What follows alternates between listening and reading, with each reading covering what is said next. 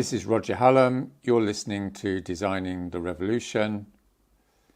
It's Talk 10, Part 1, Sociability Practice. All right, so there's quite a lot to talk about on this area, so I'm going to split it into two parts, at least that's the plan.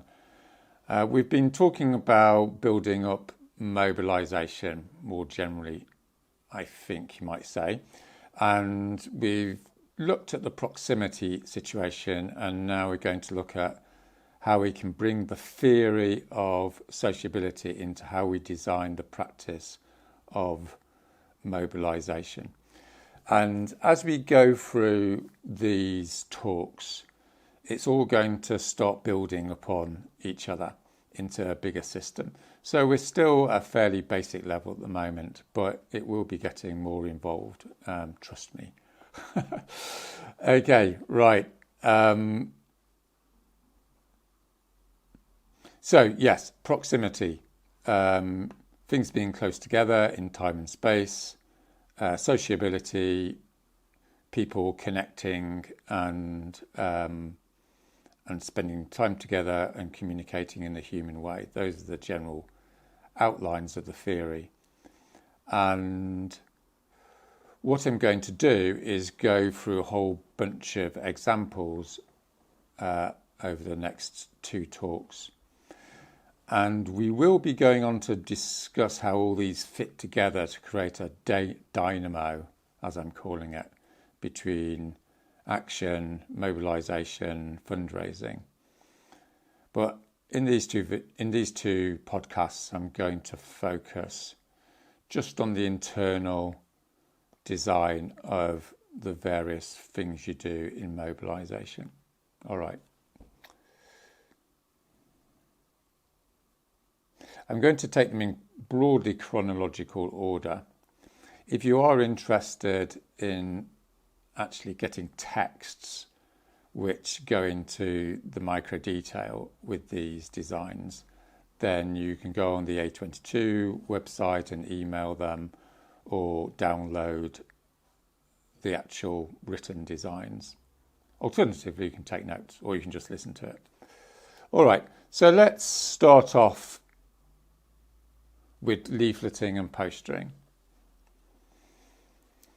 So how do you design a leaflet with the proximity and sociability principles in mind? Well, obviously there's various ways of doing this. So I'm going to give you one design. First of all, on the leaflet, you're going to put these leaflets through doors. You put a picture of someone, a photo of someone on the front. Lots of people don't do this, by the way, including Just a Boyle. But anyway, I'm just going to provoke you by saying, why don't you put a picture? Why would you put a picture? Because it creates sociability. It's human face, gives you some emotional connection, and ideally it's someone that looks like you, or if there's lots of demographics, obviously you're going to be putting through the doors of many different people. You might have 3 or 4 photos on the front. Then you have a quote. So notice this is the first transgression of the dogma of information. People don't want information as such. What they want is to know what other people think in the picture. So there's a picture of Joe, he's 40-year-old administrator in the local area, goes to work every morning, straightforward sort of guy. Joe says, I don't want to admit it, but secretly I'm shitting myself about the climate. Something streetwise in the language of that person, and again, that creates a sociability connection. Then you turn it over and you hear what other people are doing. So thousands of people are going to meetings to find out what the future holds for them and their children. Notice then, using the third person is good because it creates the sense of being in some sort of community by the reader. It's not like here's a group of people who want you to do something for them. This is what people like you are doing in the third person. So again, it creates the notion of some social community. And then there's pathways to action. So at the bottom of the leaflet, it tells you clearly what to do. There's going to be a public meeting at the community centre for 7 o'clock on Thursday. Okay, and it's Tuesday. You get the leaflet on Tuesday. So there's a proximity element here, which is clarity of when the next step is, and it's not too far ahead in time. It's not like next month or something like that. So you might have an idea that you're doing all this sort of thing already, but you look at the average leaflet, a lot of it will tend to give information. You know, there's this fact, there's this fact. I'm not saying don't put a fact on the leaflet, but it's mainly got to be based upon these two principles.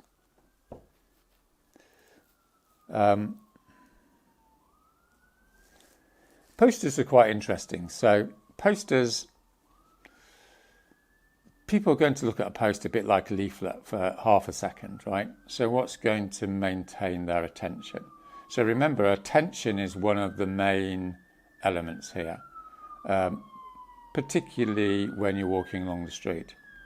So the traditional information-based scenario is you give information or you make a statement. So I remember like there was Extinction Rebellion posters on the bus stops, and I think it said the earth is dying. That's not that smart, according to these two principles. Like people are going to look at a poster if it doesn't tell them what's going on. In other words, what a poster needs to do is raise curiosity. And you raise curiosity by not making clear what the connections are. So the brain of the person looking at it has to work this out. Now, all those nice capitalist people know this till the cows come home. And that's why most adverts focus on sociability. You know, you have a nice family having a dinner and they happen to be in some way connected with BP, British Petroleum. When the marketing company designs this, they're not pretending there's any big connection between a family having their dinner and British Petroleum. What they're doing is they're saying, hey, you know, sociability is nice, and therefore so is British Petroleum. So I'm not going to give any specific examples as such, but it's a principle. I'll give you an example. So this may be a bit naff, but it gives you an idea. So you could have John is leaving home at the top of the poster, and you have a housing estate, semi-detached, small garden. John is 18-year-old guy. He's opening the garden gate and is about to leave home. And then at the bottom of the poster it says, national demonstration, Parliament Square, 2nd of April. So you've got a clear pathway to action. So people are going to look at it and go, what's Johnny leaving home got to do with going on a demonstration? Well, the subliminal messaging is you're doing something courageous. You're doing something that people want to do. You're escaping from the mundanity of life and all the rest of it. And you're associating that idea of liberation without actually saying it. And you're connecting that with this demonstration. Yeah, I'm going to go out. I've got the courage to go on the demonstration. This is what I need to do with my life and such like. Maybe that's a good design, maybe it's not, but hopefully you can see the direction of travel.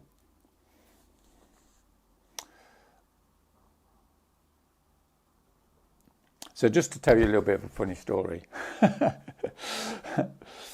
So with Insulate Britain, there was a ceremony at the end of it, and everyone got prizes. And I got the prize for the most rubbish leaflet of the campaign, which I think they were just putting me in my place. But what that leaflet was it had a statement on the front, which is, are you shitting yourself over what will happen to those you love when the climate crisis hits? And then you turned it over, and there was a quote, and direct information on pathway to action. And the reason why it was arguably the most rubbish leaflet ever is because there was no branding on it. So it was a bit of an experiment. But this is quite interesting, because my hypothesis, which was substantiated to a certain extent, was that when people pick up a leaflet, you've got about a second for them to decide where they're going to look at it. Most activist leaflets look like they're activist leaflets, which means 99% of people who aren't activists are going to go, oh, that's an activist leaflet. It's from an NGO. It's from a good cause. That's not for me, because activists aren't me, and therefore I don't need to read the leaflet. In other words, there's no curiosity, because all the prompts are already there to slot it into a mental category that doesn't require any cognitive energy, because it's that you immediately know what it is. Well, if you have a leaflet which has no branding on it, it's just got a statement and it says turn over, then you're more likely to turn over because you haven't got it into a category yet. And therefore you're more likely to read it. And therefore, although it's the most rubbish leaflet ever, as far as an activist is concerned, i.e. someone who is making the mistake of thinking they want a leaflet that they like, that reinforces their political identity and their aesthetics, the way the writing's written, the pictures, the red and black and all this sort of stuff. They think it's a good leaflet because they think it's a good leaflet for them. But just because it's a good leaflet for them, most probably mean it's not a good leaflet for Mrs. Jones, who's never been to a political meeting in her life.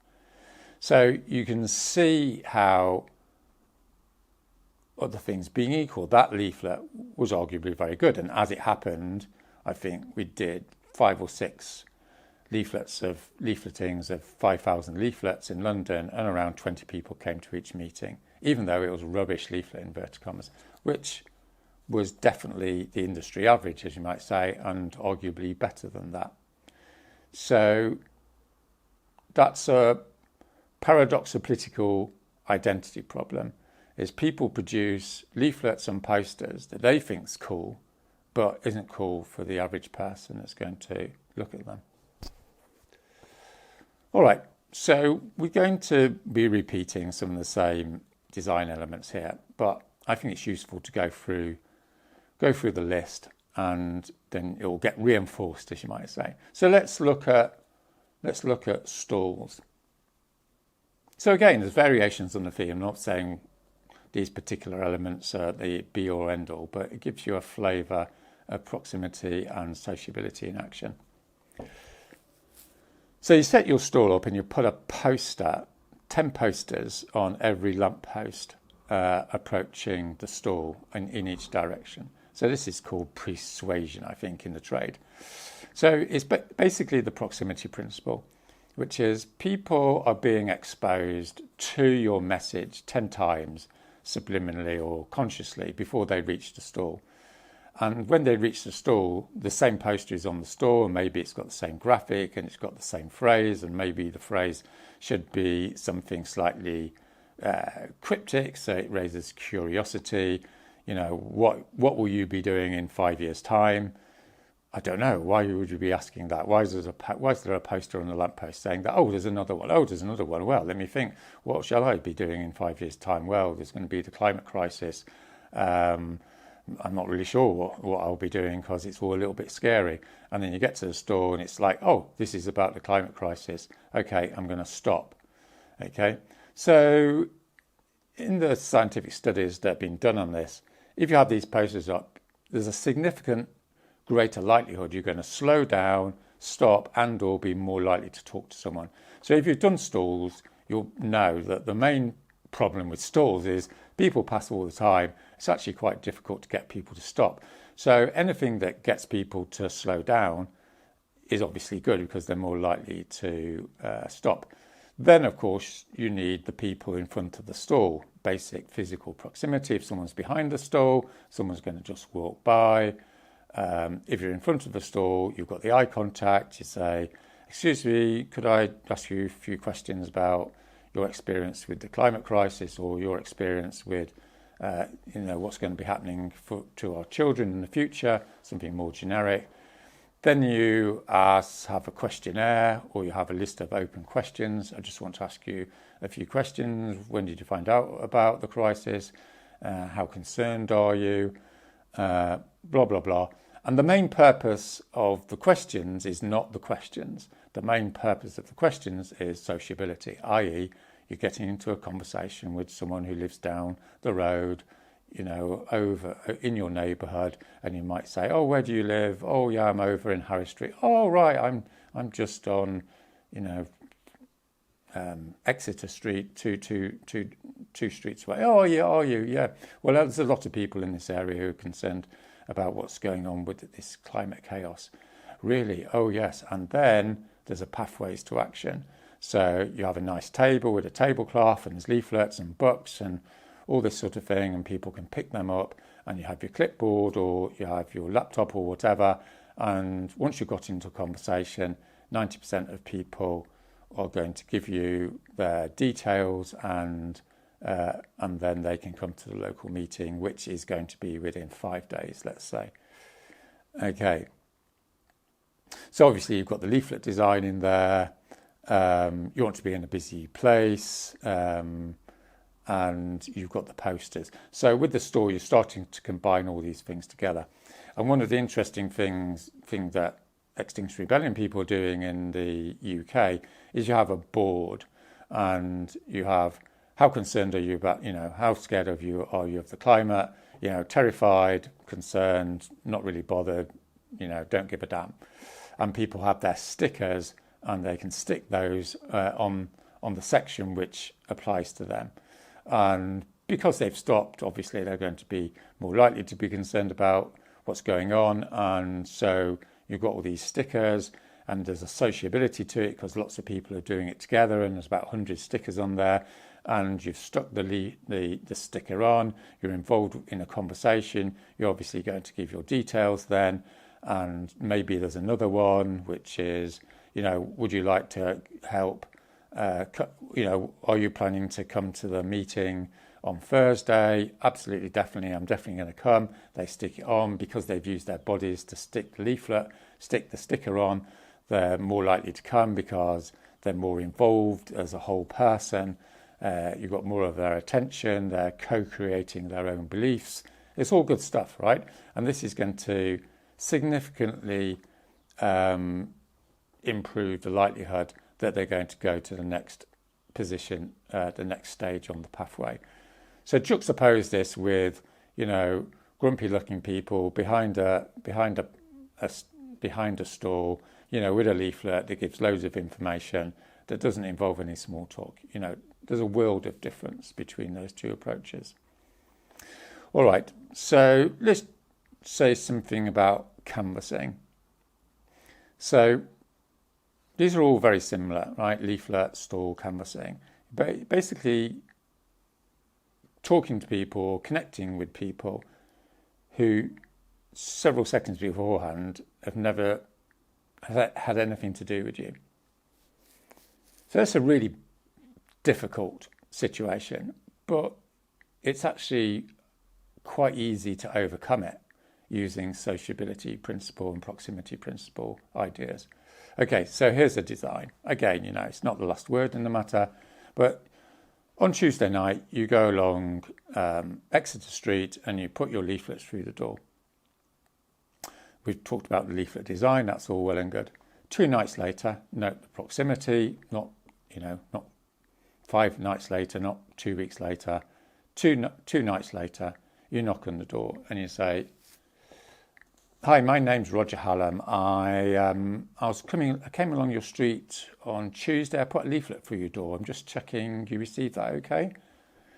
And they're going to go, oh yes, I've got the leaflet, in which case, they're going to want to talk to you about it, or they're going to go, oh, I'm not quite sure, and they're going to ruffle around in all their junk mail, or they're going to say, no, I didn't get anything, no. And you say, oh, no problem, here's the leaflet. And you're probably thinking, oh, well, that's helpful, helpful to check with them. No, the whole purpose of entering into that initial 15-second conversation is to break the ice. Breaking the ice is 80% of sociability. Remember about this idea of someone coming into the room at the party. Within 30 seconds, someone's talking to them. And they're talking about small talks. They're not talking about anything important. Talking about things that are not important are probably the single biggest determinant of whether that person is going to then engage with you on talking about the climate crisis. So it's not about which questions you're going to ask them or what the details of the script is going to be. It's about making that sociability connection. Once that's been done, then you say, look, yeah, I'm from 2 streets down, proximity principle. Just want to ask you a few questions about this climate situation. When did you hear about it? How concerned are you about it? Here I have got my questionnaire. Thank you so much. We've got this meeting coming up. Lots of people are coming to it, saying what other people do. And it's at the community centre around the corner. Don't know if you know where that is. Oh, yes, I do actually. I've been there for meetings before. Thursday, yeah, I'll try and make that. No problem. If I can just take your details, then we can give you further information and what have you. So you go from zero willingness to give you their data. If you knock on the door and say, I'm Roger Hallam from, just up, or I'd like to take your data to tell you about the climate crisis, most people are going to go, I don't think so. Well, 1.5 minutes later, they're going to go, yeah, I know who you are. So as we've identified with the literature on sociability, people make connections extremely rapidly. 80% of connection is made within 15 seconds, maybe even 2 seconds. And then the rest of it is consolidating. So you've got these leafleting, you've got these stalls, you've got the canvassing, all these funnels, as they say, which are obviously going to lead into your recruitment meeting. Now, we've already talked about recruitment meetings or meetings in general with this research I did at King's College. So I'm going to do 2 designs for you. And again, you can sort of remember, hopefully, some of these elements that I'm going to go through again in the context of building civil resistance. All right. So the background to this is before Extinction Rebellion came along, there was this fashion, as you might say, that this was the brave new world and people look at things on social media and, good old-fashioned leafleting stalls, canvassing doesn't really work. So what I said was, no, what we're going to do is we're going to go back to 19th century mobilising, because this is what actually gets people to do something in their local area. And we had, hundreds, maybe 1,000 meetings around the UK. And it worked because lots of people came through the door. So let's look at this design. People come through the door. We know what happens when people come through the door. We've already dealt with that. Someone's there, someone who's extrovert, friendly, approachable, says, hi, my name's Joe. Thanks for coming to the meeting. Where did you hear about it? Oh, I got a leaflet. Oh, right. Yeah. We leafleted at Exeter Street. Yeah, you live there. Oh, great. You're really close. Thanks for coming anyway. If I can just, talk to them about Exeter Street, the local area, then you say, oh, we haven't started yet. If you'd just like to take a seat, some biscuits on the table, help yourself. Yeah, this is Jennifer from, I think she's from Exeter Street as well. So maybe you just want to have a little chat. Thanks so much. We'll be starting in 5 minutes. So then Jennifer and Joe start having a chat about Exeter Street, sociability, all good.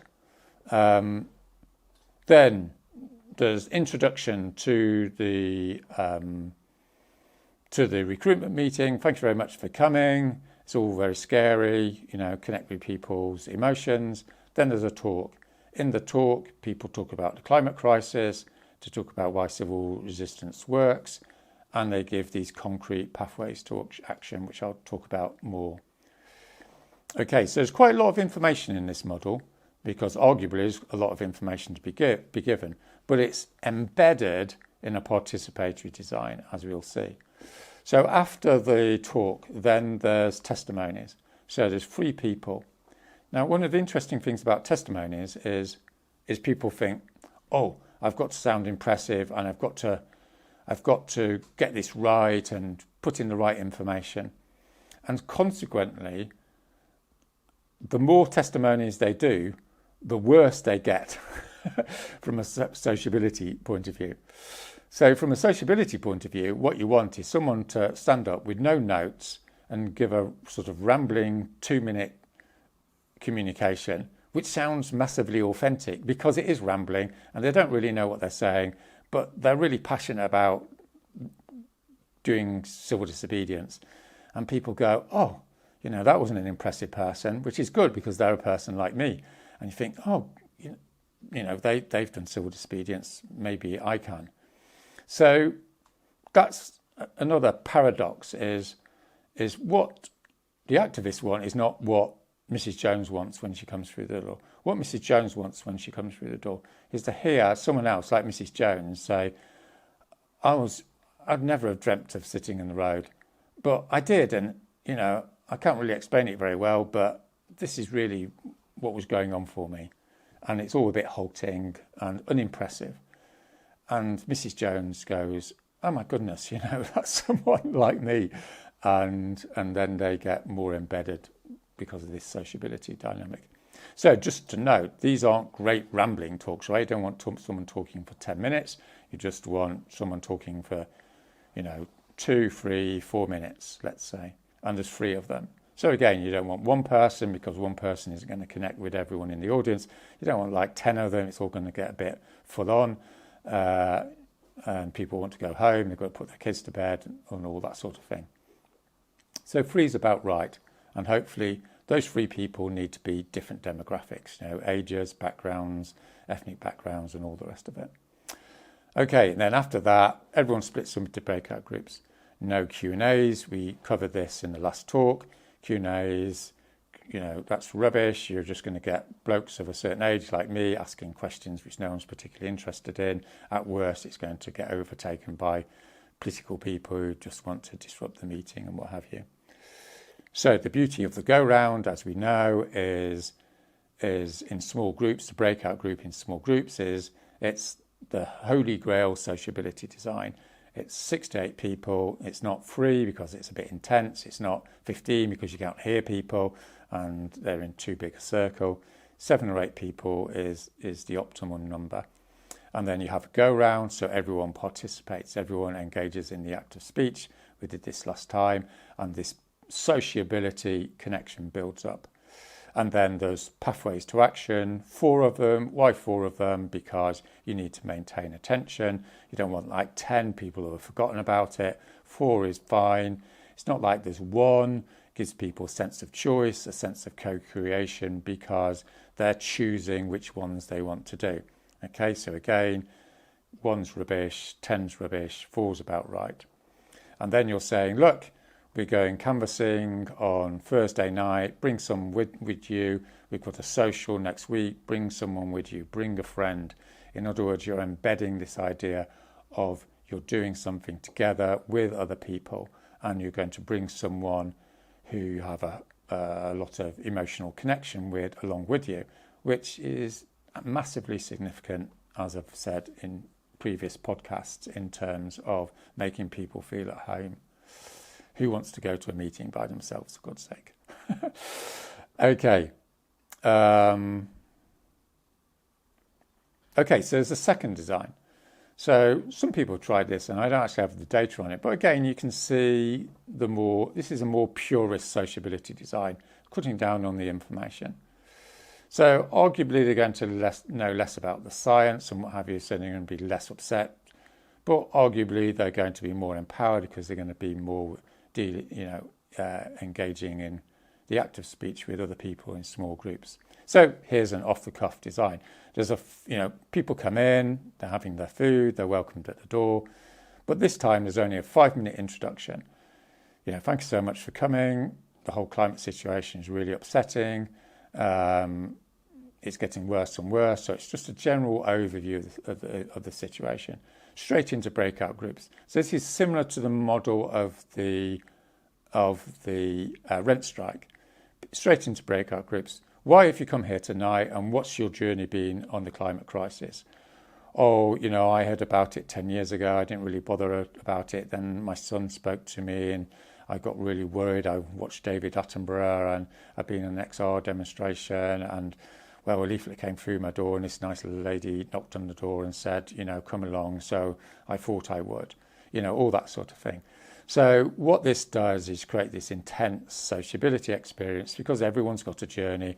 Everyone started off being a bit rubbish about it all, and then here they are, worried and expressing their worry to each other. So you get this interpersonal solidarity, empathy, connection. Okay, and then there's 10 minutes on the science, okay? So we're not doing 20 minutes, we just do 10 minutes on the science. This is the way it is. This is the latest situation. So that's the little bit of enlightenment logic, information logic. So as I said in previous podcasts, we're not throwing that paradigm out of the window.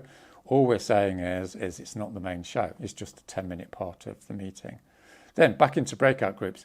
How do you respond to this information you've been given?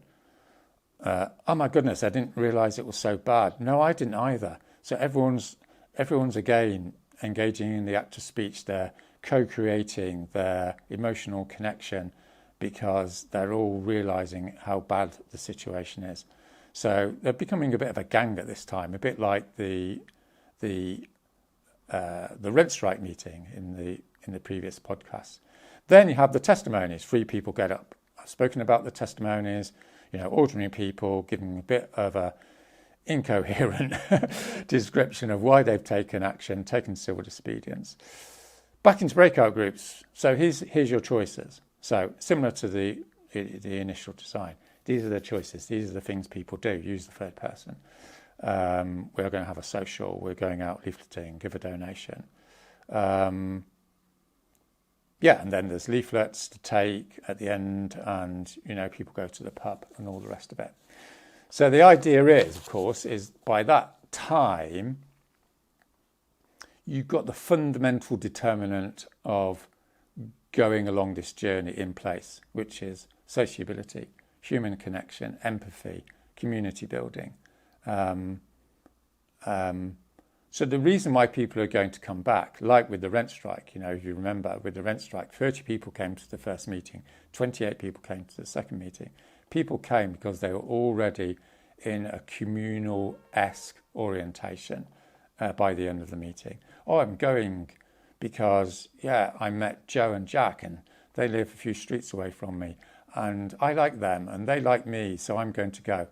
That's the main reason people are going to come again, not primarily because of some fact on the climate. Not that the facts aren't important, as I said. All right, so let's just look at another one here. I'm sort of jumping around a little bit in terms of the timeline.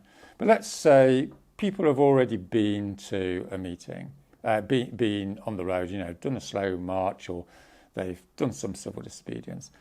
And we're going to use the context of university here. I haven't actually seen this design work. So, there might be changes that you might like to make to it. But hopefully you can see the same dynamics working. So, my orientation on university mobilisation is you're going to hand out 5,000 leaflets, 10 to 15 students come to the meeting. You've talked to people as well while you're handing out the leaflets. 5 of those people decide they're going to go down to London and they're going to go on a slow march or sit in the road. And they have this amazing time because they're moving their bodies and they're in some community and they're meeting new people. Then they come back to the university. And because they're all excited, they're going to use their social media networks to publicise a big meeting. 5 Manchester students have been arrested. Come and hear their stories. So again, it's not information about the climate crisis. It's about hearing stories of people you know. Proximity, because it's people you know, they're people in your university. Sociability, because you're concerned about what other people have done, the danger they're in. You want to hear the gossip, you want to hear the story, you want to hear about the excitement. This is as old as the hills, as a something that happens in human situations. Okay, so with this design, people turn up and there's going to be 50 people now because there's a story.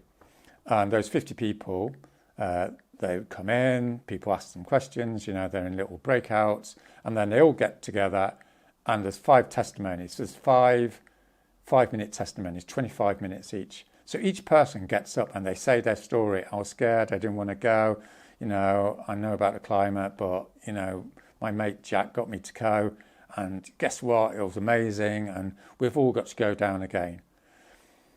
Then there's breakout groups, options for action, people sign up. The big ask is go and promote another meeting on the campus, and of course go down to London in 2 weeks' time when your area of the country is going down to do civil disobedience because there's a big 10-week campaign going on. So variations on the theme. So the testimony model has been used in what's called people's assemblies. So people's assemblies are where in a local community everyone gets together, or everyone's invited to get together to talk about a major topic like council tax or more generally why everything's shit. and the name of the game there is you have 12 people get up and do 2-minute testimonies. So they use this in barnstorming in the Bernie Sanders campaign, I think in 2016.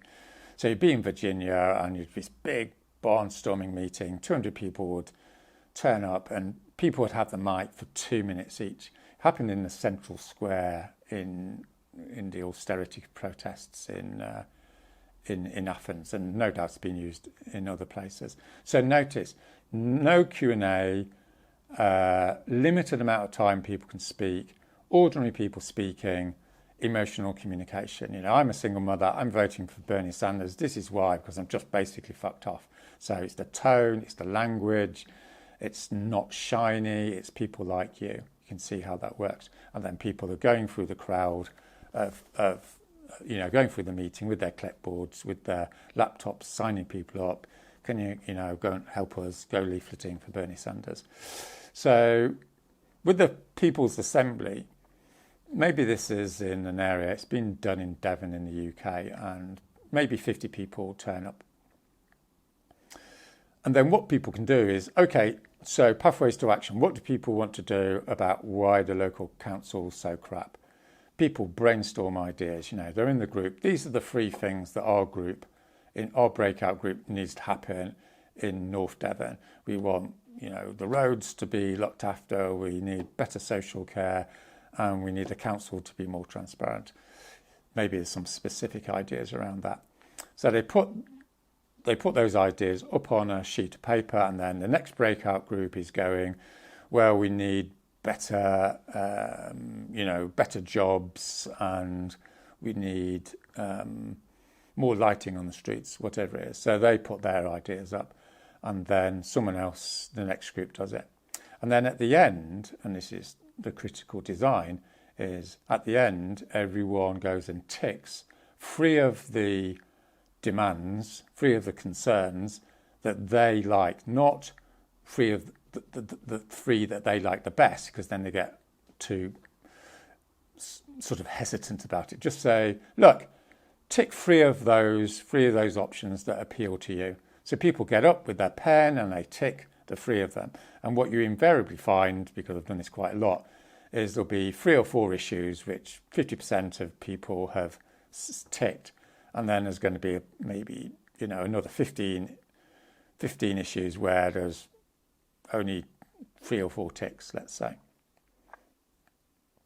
So what's happening there? What's happening there, of course, is you've got an elegant way of aggregating a campaign. Okay, this is what the community wants. They want these 3 demands. And it's democratic, and it's seen to be democratic. But also, from a proximity and sociability point of view, people are moving their bodies because they've got to go up to the board and actually tick stuff. And they're ticking stuff with everyone else. So it's the community, it's the group, in a sociable way, moving their bodies and engaging in a joint activity. So the joint activity builds the commitment to the activity. People are not going to do the activity because they've made a cognitive, calculative decision to do the activity. They're going to do the activity because everyone else is, and everyone else are people they like because they've been talking with them for half an hour. So they get back into breakout groups and they say, right, the lighting along this street is crap. We're going to go and lobby the council. Who's going to do that? Yes, I'm going to do it. Yeah, I'll do it as well. So you're in your group of 6. Everyone says they're going to turn up. Everyone's looked into each other's eyes, as you might say, and they're all going to turn up because they're accountable to a small group. They're not accountable to some ideology. They're not accountable to some big movement. They're accountable to the third person who's 50 centimetres away, sitting in a room, who's just said they're going, basically because you're going, and that's the subliminal message. All right. So hopefully you can see here, these designs they're not just little add-ons. They're absolutely fundamental to getting these different elements to be optimized in terms of getting people to engage, commit to stuff, and join this community of resistance. So I'm going to go through a bunch of more of them in part 2, but I'm just going to finish with donations. So we're going to be talking about donations in terms of the whole dynamo in a future podcast. But needless to say, if you're going to build your community of resistance and build a civil resistance non-linear event, then you need to have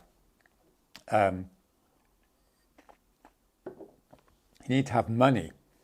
And we're going to talk about the politics of this and what have you, as I said, in later podcasts. But people giving money is quite an interesting one. Because a lot of activists regurgitate what I would call a neoliberal, calculative, self-interested paradigm, which we're trying to move out of. So they'll say something to me like, oh, Roger, it's really difficult to get people to give donations because, they haven't got much money and they don't really like giving money because, worse to the effect is going to cost them. You're giving another 20 quid a month. This is it's a cost for them by definition, or at least by a materialist capitalist definition. And I'm not saying that orientation isn't empirically correct. Obviously, a lot of people don't have much money, and obviously to a certain extent people are going to lose, as it were, by giving that money. But the sociability paradigm is saying something quite different. So what the sociability paradigm is saying is, look, people are concerned about their money, but what they're more concerned about is recognition from their peers, participation in joint activities, empathetic connection, and doing stuff with people that they like. Now, if you look at the micro design of a recruitment meeting, these people, number one, they've decided to come through the door. So they're fairly committed already.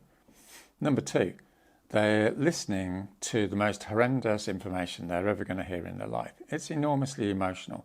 When people get emotional, the subliminal or not so subliminal desire is to connect. You're upset, you're going to talk to your partner. The community gets together when there's an external threat to the community. People don't stay in their houses, they have a community meeting. People want to connect in some sort of community-esque orientation because of the fundamentals of human nature. So by the time that they've got to the breakout group, they're not some economic student going, should I give £20 to this cause or should I keep it to buy a beer on Friday night? What they're primarily thinking is, I want to do something here. So when you're facilitating the breakout group, you're not trying to get money off them. What you're doing is providing an opportunity to enact their desire to be part of a community through the giving of money. The giving of money is a signifier of their desire and their actuality of joining in what they want to join in anyway. Now, not everyone, all of the time, okay? But it's essential that you reinforce that orientation by the tone, pace and content of what you say. So if you say something like, okay, so we sort of want to give donations. I know, people haven't got much money and, you don't need to do it if you don't want to. And I know it's a bit of a pain. I'm really sorry to ask. It's like what you're doing is you're reinforcing the defeatist paradigm of the neoliberal left, right? Which is, it's really difficult and everyone's a materialist and it's just going to cost you loads. And I'm really sorry about that. What you want to say instead is something along the lines of, okay, thanks so much for coming into this breakout group. It's so brave of you all to come here, but it's so good to talk about it, isn't it? And we've just had a go round on how people feel about what's been heard, and it's enormously upsetting. And what we need to do is come together and support each other. And what happens in Just Stop Oil, whatever, is people give a small amount of money each month so that we can afford to pay young people to come and do these meetings to educate the millions of people that need to hear about this. So everyone gives a small amount of money. It's like what you afford, what you can earn what you earn in an hour, you give that once a month, and then also what people do is go canvassing on Thursday night, and they're going to go on a slow march on Friday.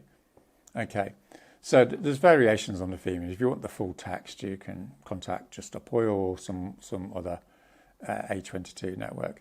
But the point I'm making there is you're using the third person. You're saying this is what people do. Okay. Now, obviously, if someone says, well, that's all very well, but I have no money, or that's all very well, but I've not been that impressed with the talk. That's fine. There's no problem. But my prediction, and I've done this a few times, is 70 to 100% of the people in the meeting will go, oh yeah, I'll give a donation. Well, if you say, well, it costs lots of money and, if you want to give a donation, that's fine. If you don't, it's fine. And I'm sorry to ask you, and, it's a bit embarrassing. Maybe 20% of people are going to give the donation. Now, in the wider scheme of things, this is whether you have a movement or you don't have a movement. In other words, this is a This is an essential primary example of how micro-design has massive macro effects. Let's say, for instance, you do 20 meetings a week in your civil resistance project, and 10% of people give a donation. So let's say they give £20. So that's, I've forgotten the maths now, but let's say there's 100 people go to the meetings. That's 10% of people get £10. You're getting £100 a week. But if 50 of them give £20, you've got £1,000 a week. It's enormous difference. And then that money gets reinvested in providing payments for young people who need to have their rent paid for them to go and do more meetings. And you can put it through a spreadsheet and the difference is astronomical once you've got this feedback mechanism going on. Okay, so yeah, I'm going to leave it there because that's quite a lot, isn't it? And what I'll do in the next part is I'll trundle through a bunch of other examples and then look at a bit more at the wider context, and then we'll be on to action, the action system. Thanks very much.